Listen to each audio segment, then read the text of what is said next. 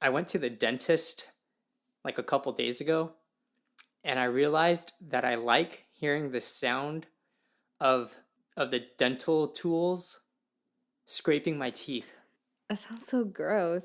It's like ASMR, except instead of eating food or whispering or I don't know, scratching something, it's like teeth scraping.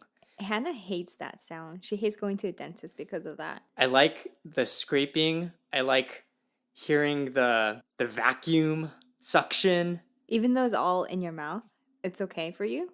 Yeah. And I like hearing my spit as it swirls around the tools. You love going to a dentist. And you feel clean afterwards. You don't like the sound of the dentist tools? Not in particular, not the sound. I mean, I'm just there. I'm concentrated on not feeling pain. But I'm fine going to the dentist. Too bad you can only go 2 times a year.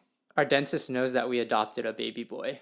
How do they know? You told our dental hygienist, and then our dental hygienist told our dentist. I'm surprised that they made that connection that we were married and they knew who we were. Well, Because we went like a week apart. I think the odds would have been very slim that somebody would have adopted a newborn baby and then somebody else would have also adopted a newborn baby Did you within the mention- same time frame. You mentioned it to them. Yeah, because she said, Oh. "What's new?" And I said, Oh. we adopted a baby boy." I went a week after we adopted him, and then she immediately looked at me thinking that I gave birth, thinking, wow, you're like out and about. And I was like, no, I didn't. Our baby boy's name is Linus, and you wrote his adoption birth story on your blog. Mm-hmm. Writing about Linus's birth story, I think I wanted to just present the facts, just like what happened, when it happened, how did it happen. And I think the easiest way for me to do that was to blog about it. And I feel like a lot of people are going to ask us if they like text us or email us. I don't want to just kind of write the same things over again, so I can just lead them to my blog post. But I would be happy to talk to them in person and be more specific about how it happened. But I think a lot of people are curious. Yeah, so this first blog post of this series or whatever it is just how he came to be. Do you think you will end up writing about him? I think that I don't need to write his entire birth story because you already did. I guess I could give my own perspective, but I don't know if that's really interesting or not. I would be interested. Oh, well, thanks. You can just tell me personally. Yeah, you don't I have can to tell write you in about person. it. I think what Is I'll that weird that we haven't talked about this then? No. Okay. I mean, because we experienced it together. I guess so. Yeah. I think I have words to write about thoughts becoming a dad, but I don't feel like I need to tell the story of how he was born and how I lived through it. Where did you write that blog entry at? So my parents were going to babysit Linus, and I figured, okay, I am going to go out and to do some work. And I was on Instagram, and I saw on Bopo Mofo's post that they were inviting people to go to their shop to study or work or be creative or design stuff. And I thought, perfect. I am going to go to Bopo Mofo the next day to do that. And I will catch up on all my emails and all the blogs I need to read. And I will myself blog about Linus. I spent 4 hours at Bopo Mofo. It was great. And I was working with my earphones in. And I was so concentrated. I was just like typing nonstop. And then Phil comes in. And he like talks to almost all the customers, but I was still very focused. And like he obviously did not talk to me, which I'm fine with.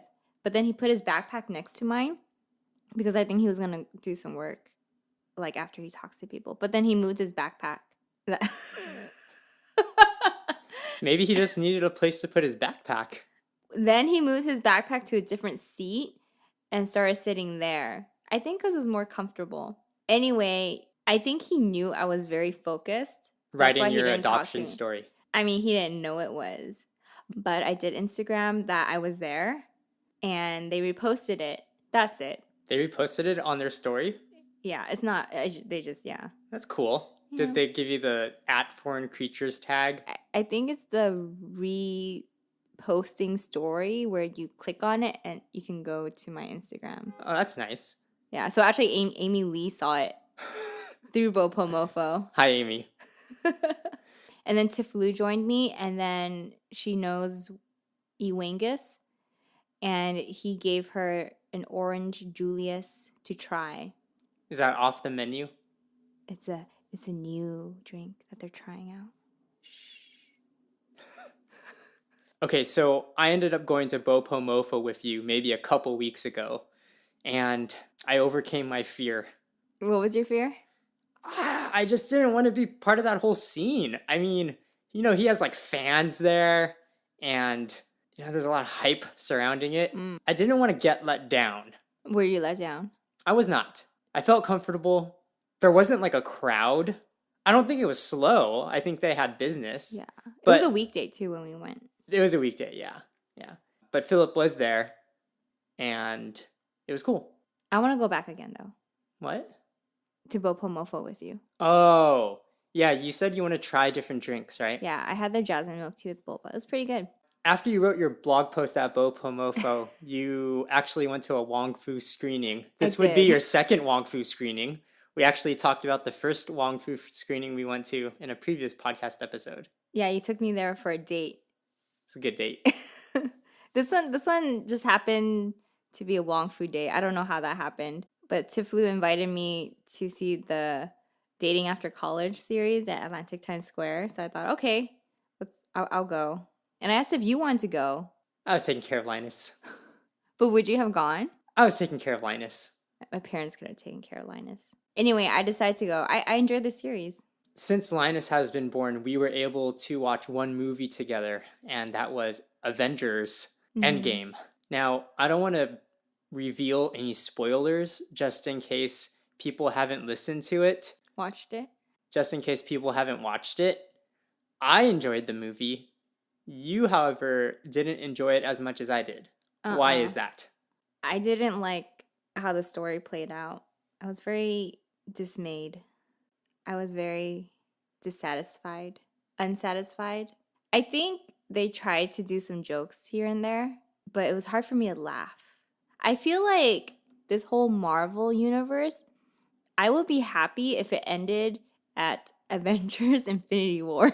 So it's like unresolved, where the bad guy just wins everything? I think I would be okay with that, knowing what happens in Avengers Endgame. What? We'll just That's leave it at that. crazy. Did I spoil anything? No, you didn't spoil anything, but I you're think if I were basically to listen- saying you're basically saying that you want Thanos to win, you want him to wipe out half the human population, and you want the Avengers to lose. Some people may not have watched Avengers Infinity War just now, and you just spoiled it. I did. Oh, I've had several dreams after watching Avengers Endgame because I was so, distraught. I had, bad dreams about it. I was so distraught. I don't know what happened. We've surprisingly been able to do a lot considering Linus just joined our family. And maybe it's because he's a newborn, so all he does is eat, sleep, and poop. Sometimes pee. Sometimes pee. It's normally mixed. Yeah, we've been able to do kind of more creative things than normal. What have you been working on? I've been pretty productive. It's weird. I think because I know when he's asleep, I gotta get things done. But I recently got a Glowforge, which is a laser cutter. This was the big project that you were hinting at in previous podcasts. Yes, it was a hefty cost, but it's going to be worth it. A Glowforge is a laser cutter that can cut wood, acrylic, leather, or engrave all those items. So I made a couple pieces for a 1-year-old birthday party, for Arcadia PTA, and for someone's house. Very simple things for now, just trying to figure out how to use it still. So in the future, I do plan on using it more and doing custom orders. This Glowforge is huge. I didn't realize that it was going to be so big. Yeah, I thought I could bring it upstairs and leave it in my workroom, but I didn't realize I needed a vent to go outside. I should have done more research. I left it downstairs and I put it next to our window so it could vent out. A vent to blow out the heat. The heat and all the dust from the wood that it engraves and cuts. So for a whole month, it's been on a foldable table, right next to our stairs. But then I decided, oh, I should just get a kitchen cart. I should put it on the kitchen cart and then hide it in the closet. And so that's what I did. And now it's like we don't even have a Glowforge that's out and about. Now, the trick is that once you hide the Glowforge, you're going to forget that you have the Glowforge Am and you're not I? going to use it. Am I? I don't know. Are you?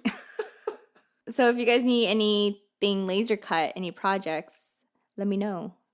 Oh, I've been also cutting a lot for church. I've been using it a lot for church. I made the pastoral and staff name tags and the room signs. And eventually I will make more like actual room signs and directional and restroom signs and nursing signs, any signs. You recently celebrated your first Mother's Day at church, although you weren't really celebrating because I was at home with the baby. Yes. What were you doing at church? So for Mother's Day this year, we planned on having 4 Mother's Day backdrops, and I was in charge of 2 of them. And one of our other staff members, she was in charge of the other 2. So for my 2, I decided to do a wood piece and a balloon arch for the second one. So then the day before Mother's Day, I went to church with the help of Tiff Lu, Tiff Hui, and Al, and we worked on the backdrop together. And then on Mother's Day, we put it all together, and I think it worked out pretty well. It took a lot more effort than I thought it would be, but it was worth it. It was all worth it to see the families take photos in front of the backdrop. So I feel like I've been pretty creative, even though Linus has been in our life. So those are all the creative projects I've currently been working on. I know, Aaron, you have some that you've been working on too? The first thing that I've been working on is that I've been trying to fix my Instagram presence. I haven't really had an Instagram presence for a long time. And so I wanted to jump in and take more photos and start using Instagram Live to broadcast live videos. Wasn't that kind of scary to go live like almost every weekday? It was super scary, and it still is scary. I want to get more practice in, and I need stuff to talk about. It's scary because I know the people that watch it, but some of them, they're just like kind of acquaintances. Some of them are my actual friends. Some of them are old friends. Some of them are current friends. So it's a very mixed audience that I'm broadcasting to. Also, I know not everybody's a Christian. And, if I talk about faith, then it could get kind of personal. And so I think those are the scary aspects of it. I'm willing to jump in and try to learn how to be better at talking live and being in front of a camera. The scary thing is actually being myself in front of the camera. So when you talk live, do you have an agenda, or you just whatever is in your head at the moment? Yeah, I'm trying to work on that still. I like to have a topic in mind, and then in my head, I kind of know where I want to go, but I don't know how it's going to turn out until I actually do it. And so, yeah, I have a roadmap, I have an agenda, I have a list of things I want to go through, but I don't script it out, that's for sure. I think you're doing a good job. I think it's kind of odd that you're kind of doing it, but because I know you're introverted and you don't really like to show your face in the social media sense. But I know your desire to improve as an artist and to speak well and to present yourself in that type of manner. I think because you want to do that, I think it makes sense. I wasn't planning to jump into Instagram. I was actually planning to kind of go away from Instagram after Linus was born. But for some reason, he sparked this creativity inside of me. Maybe it's because I feel that I'm running out of time. No, I don't think it's because I feel like I'm running out of time. I feel that like it's just new. It's a new creative spark that I have just to start running again. I don't think it's that I feel like I'm running out of time or like, oh, like I got to get it all together, because I was stuck on ETJ music for a while.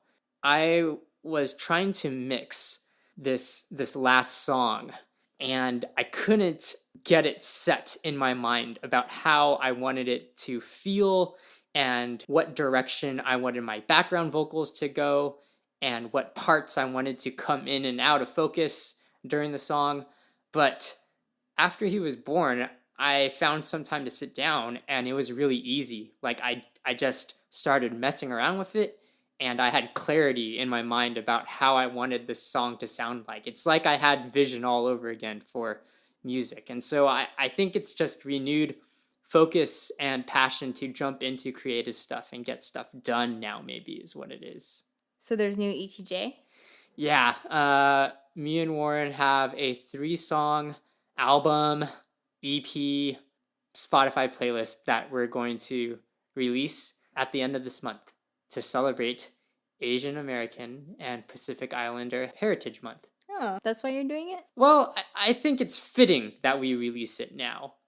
Like I said, I was stuck on this stuff for a while. And so because I was able to overcome that hurdle, I think it's the right time to release it. So these are 3 new songs?